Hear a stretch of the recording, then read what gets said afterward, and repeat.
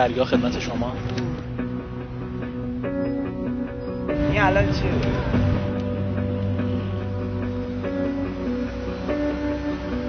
میشه اون جمله رو برامون بخونی؟ قیمت یه آدم چند دلاره؟ آدم دلاره. دلاره. قیمت یه آدم چند دلاره؟ قیمت یه آدم چند دلاره؟ باید حتما عدد بگیم. نمیشه قیمت گذاشت. کاملا ماده نیست، من بخوام با ماده قیمت بذارم. از نظر من انسان ها قیمت ندارن. لذا این سوال از اصل دوچار مشکله. به نظر شما دیگه یه ایرانی چقدره؟ یه آدم بالا والا خبر نه. حالا ماه حرام داریم، ماه غیر حرام داریم. فکر کنم 100 میلیون. حدوداً 200 میلیون. فکر کنم بالای 200 میلیون تومنه.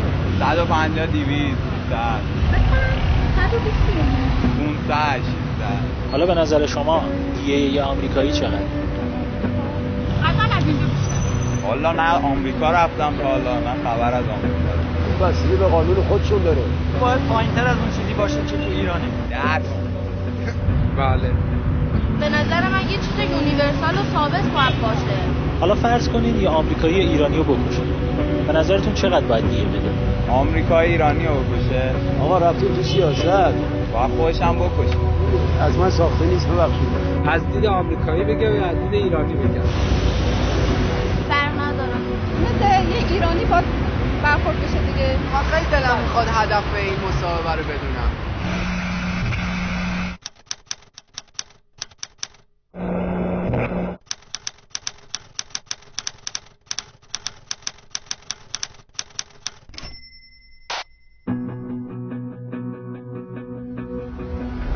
آبان 1362 مقر تفنگداران نیروی دریایی آمریکا در بیروت بمبگذاری شد. در این ماجرا 241 نظامی آمریکایی جان باختند. جهاد اسلامی لبنان مسئولیت بمبگذاری را بر عهده گرفت. اما برخی منابع انگشت اتهام را به سمت ایران نشانه رفت. تشکیل 93 دادگاه تجدید نظر در نیویورک با رد اعتراض بانک مرکزی ایران دستور داده است اموال ایران میان خانواده‌های آمریکایی‌هایی که در بیروت کشته شدند توزیع شد.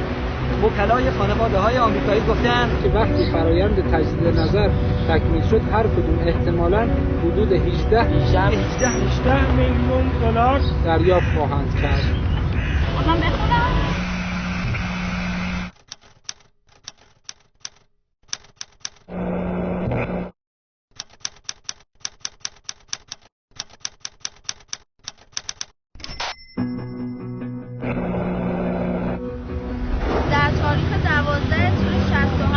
پرواز مسافربری شماره 655 شرکت هواپیمایی ایران از تهران به مقصد دبی با شلیک موشک هدایت شونده از ناو USS وینسنت متعلق به نیروی دریایی ایالات متحده آمریکا بر فراز تجربات تبریز شد و تمامی 290 سرنشین آن جان باختند. دولت آمریکا مبلغ 61.8 میلیون دلار به خانواده‌های قربانیان پرداخت کرد. یعنی هر خانواده 213,000 دلار. این مبالغ به صورت بلاعوض و بدون قبول مسئولیت حادثه پرداخت شد.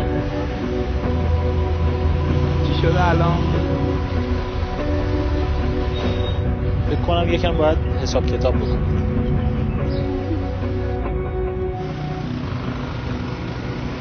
تقسیم کنم؟ بزن با بزن. نه نزن. میشه آقا یه دقیقه میشه خیلیه. خیلی شد.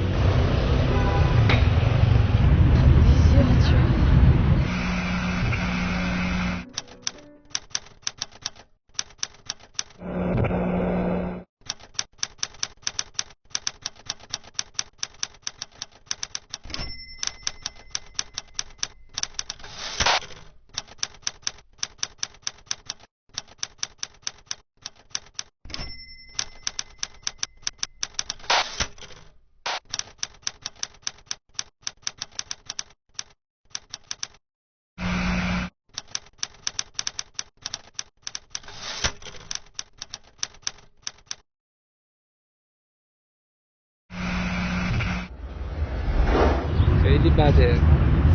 واقعا شوکه شدم و متاسفم. خیلی استفاده بهم دست میده. چه فرق میکنه خونه ما با خونه؟ خیلی ناراحت کننده است. خیلی ناراحت کننده است. این حس بده که بخوان تو رو کوچیک ببینن. به چه دلیلی؟